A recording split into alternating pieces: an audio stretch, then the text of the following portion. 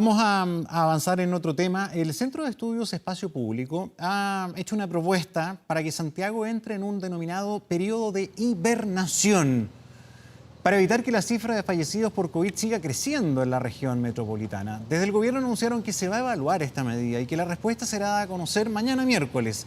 Bueno, queremos conocer de qué se trata esta alternativa. Estamos con Diego Pardov, presidente ejecutivo de Espacio Público. ¿Cómo estás, Diego? Gracias por el contacto. Hola, buenas tardes. ¿Cómo están ustedes? Muy bien, Diego. A ver, en primer lugar, ¿qué significa en la práctica este concepto de poner en hibernación a Santiago?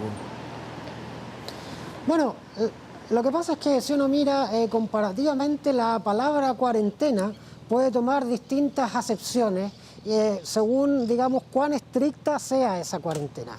Lo que nosotros observamos es que en Santiago esa cuarentena, por distintas razones, que si quieres podemos conversar con más extensión, no se ha hecho lo estricta que se necesita para disminuir el volumen de movilidad que sería necesario para, digamos, frenar la curva de contagio y darle, digamos, un respiro al sistema hospitalario para que pueda, digamos, seguir atendiendo a nuestros conciudadanos con la calidad que se necesita y con el espacio hospitalario que se necesita. Entonces, no es un término técnico la idea de hibernación, no es un término técnico específico, sino es la idea de que es necesario que la cuarentena actualmente existente se vuelva más estricta por dos razones. La primera es que si uno lo mira comparativamente, Santiago empezó, la primera semana de cuarentena tuvo efectivamente una reducción en su movilidad importante. El día viernes salió un estudio de la Facultad de Ingeniería de la Universidad de Chile, de un departamento de la Facultad de Ingeniería de la Universidad de Chile que lo mostraba con mucha claridad. Esa primera semana efectivamente hay una disminución en la movilidad, pero esa tendencia ya se revirtió y estamos de alguna manera, pese a que la cuarentena está en vigor, en los hechos estamos aumentando diariamente la movilización y los niveles de movilidad en la ciudad y por lo tanto eso va a llevar aparejado un aumento en el volumen de los contagios.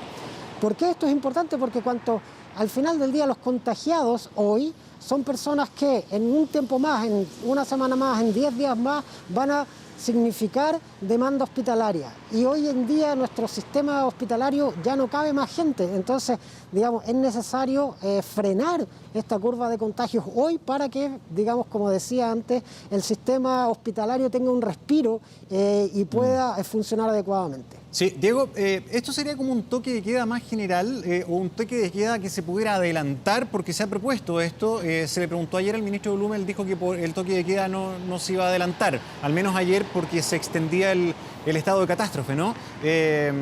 Pero ¿sería, por ejemplo, ampliar el toque de queda? Mira, nosotros lo que hicimos en el informe de ayer fue recopilar algunas de lo que han sido unas experiencias destacables en otros países, atendido, digamos, su propia realidad.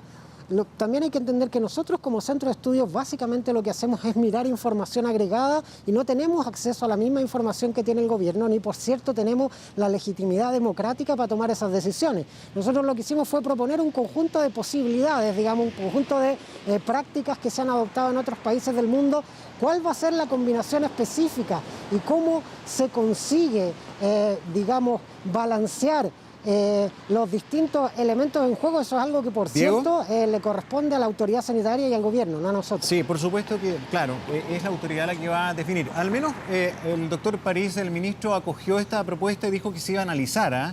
Pero yendo a la práctica, porque yo me imagino que ustedes cuando hacen este análisis y esta proposición también toman en cuenta los distintos factores que tiene nuestra región. Y resulta que, ¿cómo se resuelve el problema práctico, Diego, según el análisis que ustedes hacen? Porque acá hay más o menos un 38-40% de empresas que están funcionando. Estamos hablando de producción, el agua, la electricidad, el gas, las telecomunicaciones, transporte público, centros de salud, supermercados, farmacias, almacenes, deliveries, etcétera, etcétera, etcétera. Ahí tienes por lo menos 2 millones de personas que están saliendo a trabajar. ¿Cómo se maneja eso? ¿Cómo tú haces la discriminación? ¿Cuántas deberían parar realmente para que se pueda hacer esta hibernación? Bueno, digamos, por ejemplo, hoy día en el diario Financiero venía un artículo que específicamente hablaba del volumen de empresas y de distintos tipos de empresas que están funcionando, digamos, con permiso de emergencia y, digamos, claramente, o sea, es necesario mirar los números con más cuidado a la hora de decidir cuáles sí y cuáles no, pero lo que uno observa es que hoy en día hay demasiadas empresas funcionando, digamos, y lo que se necesita es precisamente, por eso la idea de hibernación es razonable, digamos, es que entre, digamos, en el funcionamiento mínimo, lo menos que se necesite para poder sostener una cuarentena. ¿Y por qué? De nuevo, digamos, ¿por qué esto es importante? Hoy en día, con el volumen de contagios que tenemos y con el nivel de positividad que se está observando, esto es la cifra negra respecto de los contagios efectivamente detectados, la verdad es que no tenemos cómo saber quiénes están contagiados y quiénes no. Entonces la única manera de poder enfrentar esta epidemia en Santiago es poner medidas que no distingan entre enfermos y no enfermos, porque la posibilidad de distinguir entre enfermos y no enfermos es un buque que ya partió y al cual, para poder subirnos, necesitamos disminuir la velocidad de contagio. Diego, este tipo de medidas, bueno, ya las cuarentenas han significado un sacrificio importante para muchas familias y significa un costo y tiene implicancias de múltiples factores, ¿no? ¿Por cuánto tiempo estiman ustedes que debería, si se ejecuta algo así, mantenerse una situación más exigente como la que están planteando, como esta hibernación? Mira, nuestra intención en ningún caso es minimizar lo que esto supone. Esto supone un tremendo esfuerzo de política pública para el gobierno. Organizar un sistema y una cadena de suministro que permita a las personas quedarse en su casa es un tremendo esfuerzo administrativo. Es necesario hacerlo. ¿Por cuánto tiempo específico? Eso de nuevo es algo que va a depender mucho de una información a la cual nosotros no tenemos acceso y no tendría cómo contestártelo a ciencia cierta. Lo que yo sí te puedo decir es que cuando uno mira lo que ha sucedido en otras partes del mundo, de alguna manera algo así como entre 2 semanas y un mes pareciera ser el estándar, digamos, de otras cuarentenas estrictas en otras partes del mundo, lo que en cierto sentido, el punto medio entre 2 semanas y un mes es más o menos el tiempo de contagio, o sea, el tiempo que dura la capacidad de contagio 3 semanas. Diego, o sea, ese es el rango que uno observa en otras partes del mundo. Perfecto. Y precisamente, ya que hablas de otras partes del mundo, en la experiencia comparada, ¿qué modelo, qué ejemplo ustedes creen que podría ser aplicable acá? ¿Cuál ha funcionado bien, parecido a lo que ustedes están planteando que podría ejecutarse acá? O sea, la cuarentena más exitosa en términos generales por la experiencia comparada fue efectivamente la de Wuhan, la de China, que fue una de las primeras, donde efectivamente hubo momentos donde la ciudad de Wuhan estuvo completamente paralizada y todos los servicios de emergencia eran provistos por el Estado. Si eso, digamos, es realista o no en nuestras condiciones es algo que de nuevo hay que evaluarlo con otro tipo de información, pero también hay que tener en cuenta algo, te dejo un dato muy específico, digamos, para que entendamos que el margen para mejorar todavía es muy amplio. Si uno mira, la Universidad de Oxford tiene un observatorio internacional que muestra qué tan estrictas son las medidas que se están adoptando en cada país. De nuevo, está un organismo internacional, o sea, que pertenece a una universidad que no tiene ningún compromiso especial con Chile. Y si tú miras, y en ese índice, miras dónde está Chile, Chile está, digamos, en este índice con medidas más laxas que cualquiera de sus vecinos, digamos, está con medidas más laxas que Argentina, que Perú y que Bolivia, Diego, digamos. Entonces la pregunta que uno se tiene que hacer es si nuestra situación epidémica es más grave o no que la de nuestros vecinos, sí, y si podemos hacer algo por mejorarla. Lo que pasa es que para aterrizarlo en medidas concretas, para que sea fácil de tal vez entender cosas que se pueden llevar a la práctica. Por ejemplo, ¿ustedes creen que adelantar el toque de queda podría ser algo que surte efecto? Por ejemplo, hoy día lo tenemos desde las 10 de la noche a las 5 de la mañana, que el toque de queda partiera a las 20 horas. ¿Eso sería bueno? ¿Colaboraría, creen ustedes? O sea, las medidas que nosotros sugerimos evaluar al gobierno eran efectivamente adelantar el toque de queda, restringir el volumen de permisos que se entregan a personas individualmente. ¿Y adelantarlo cuánto, perdón? La cantidad de empresas que se... adelantar la cantidad de empresas, perdón, ¿qué me dijiste? Adelantar el toque de queda, ¿cuánto tiempo para que fuera significativo?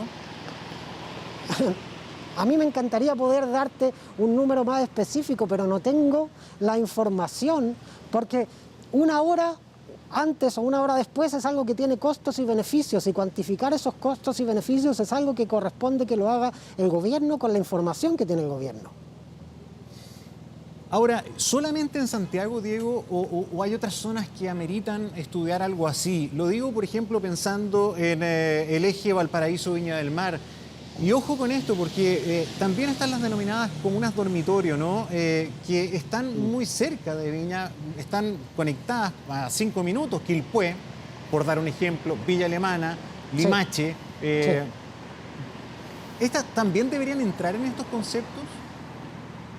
Bueno, Valparaíso, los primeros días de reducción de movilidad en Valparaíso fueron bastante buenos. Se observó una reducción de un 60% en la movilidad, eso es bastante más de lo que consiguió Santiago después de la primera semana de cuarentena.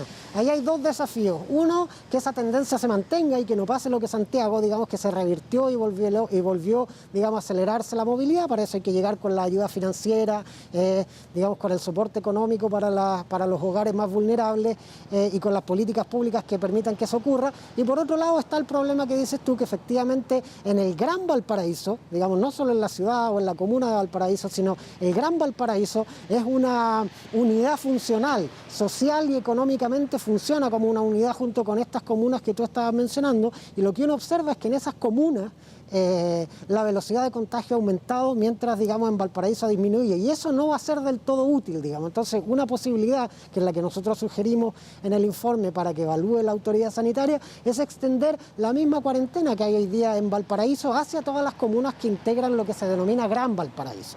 Muy bien, Diego Pardov, gracias por acompañarnos en 24 tarde. Que tengas buen día.